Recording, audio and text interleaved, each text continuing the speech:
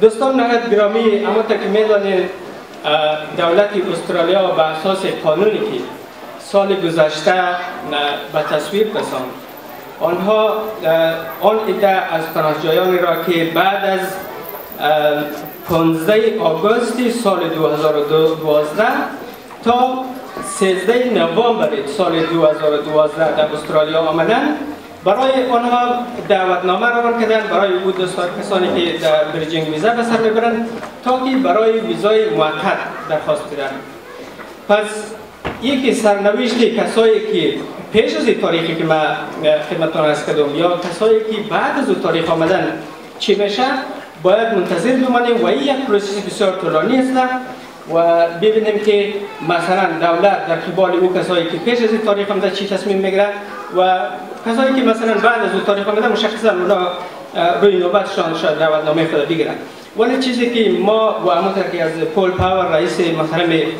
شورای مهاجرین استرالیا شنیدیم، این پروسس بسیار دوستای ما جدی بگیرن. این آخرین شانس شما برای ماندن در استرالیا است. اولین کاری که میکنین هویت خود باید ثابت بسازید. پیش از اینکه دعوتنامه را بگیرید، مثلا برای شما 28 روز وقت میده، ولی شما پیش از اینکه دعوتنامه را دریافت کنید باید اگر تذکره دارین، اگر پاسپورت دارین از افغانستان بخواین یا از هر کجا یا مثلا دوستای دیگه و همونطور رفیجی های دیگه و مهاجرین که از دیگه کشور هستند، اونا باید در دفعه اول هویت خود ثابت بسازه. آن او چی تیر شد که مثلا سابق میگفت ما هزار است و مثلا پاسپورت گم شده نمیفهم ما تذکره خود در اول انداختیم یا چطور. آن فعلا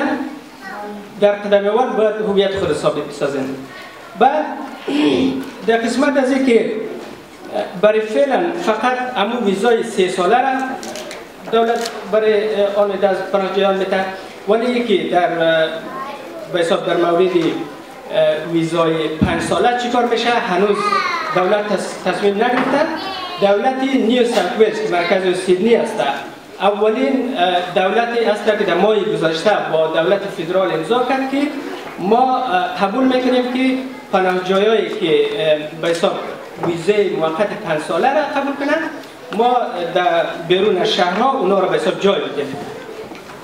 و یک چیزی که پریمیر نیو ساوت ویلز وعده داد این بود که ما از دولت فدرال میخواهیم که بعد از اینکه یک کسی به حساب به مدت 3.5 سال در بیرون از شهر زندگی کرد یا مثلا در بدل کار یا از درس، یک راهی برای دائمی شدن هم داشته باشه. این بسیار گپ خوبه و اگر این به حساب کار شد، ما به حساب توصیه ما مشوره ما به دوستایی است که این آپشن قبول کنین، یعنی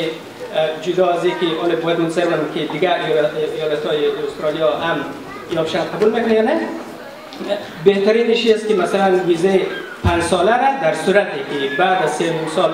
راهی برای دائمی داشتن شده داشته باشد او را قبول کنید و او یک حساب ویزه بسیار خوب است. بعد یکی بسیار دوستای سوال میکنه که حق مسافرت داره نداره. تا جایی که ما خبر داریم حق مسافرت را به حساب در صورتی که دلایل قانع کننده داشته باشین حق مسافرت داره، ولی او دلایل قانع کننده چیست باید منتظر بمانیم. یک کسی که مثلا ویزه 3 ساله خود میگیره حتما شرایط‌های زور دوون نوشته میکنه که شما مثلا برای این اساس حق مسافرت داره، پس باید منتظر بمانیم که او شرایط چی خواهد بود. بعد دوستایی که تا هنوز مثلا یکی نمیدونه که این دفعه به حساب اگر برش دعوتنامه بیاید، این دعوتنامه 60 صفحه است و زیادتر از 180 سوال دارد، یعنی این بسیار یک مشکل کار است. شما در قدم اول همونطور که رئیس مهاجرین استرالیا گفت باید برین از او به حساب مؤسساتی که شما را مشوره میده از اونا کمک بگیرین که چی باید پر کنین، چطور باید کس بیتین. فرم 424 ایره باید پر که روان کنین و همونطور که اینترویو سابق دادین بیارین با او مثلا سعی کنین که امروز چی شرایط پیدا کردین و چی دلایل باید بیارین که تا که همین کیستان خوب بیتین که این آخرین شانس تان است. مثلا شما میتونید بگیم که ما در شهری که زندگی میکنم حالی مثلا امنیت نیست، فرضاً و فامیل ما مثلا در کدام کشور زندگی میکنه، فرضاً آدرس ما چه شده دیگه، اینا رو همیشه باید اپدیت کنیم به وزارت. ما در ارتباط از اینکه به حساب خدا نخواسته اگر کسی اخراج شود، یعنی در خطر اخراج شدن قرار بگیره، کیسشان رد شود، کسایی که 3 سال است که در به حساب کمپا هنوز به سر میبره و دوستایی که در اندونزی و مالزی به سر میبرن، گفتگوی را از طریق اسکایپ با وزیر مهاجرت و عودتکنندگان دولت افغانستان آقای عالمی برخی انجام دادم. ایشان در تاریخ فکر 27 و 28 جولای ماه بعدی یک جلسه را در دبی با مقامات دولت استرالیا دادن که کوشش میکنه که از به حساب اخراج اجباری پناهجویان به حساب هموطنان ما در افغانستان جلوگیری به عمل بیاید. اونایی که مثلا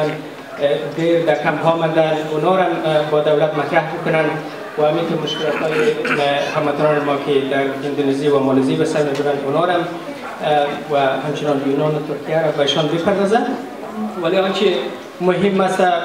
موضوع مهاجرین که در استرالیا به سر میبرن، ایشان به وضاحت اون را به حساب مطرح خواهد کرد با مقامات استرالیا. دیگه امیدواریم که انشالله یک آوتکم خوبی داشته باشن. ولی حضرت تشکر میکنم از شما. لازم به ذکر می‌دانیم که در استرالیا از تاریخ 14 تا 20 ماه جون هر سال از هفته مهاجر و نقش مثبت مهاجرین در جامعه استرالیا تسجیل به عمل می‌آید.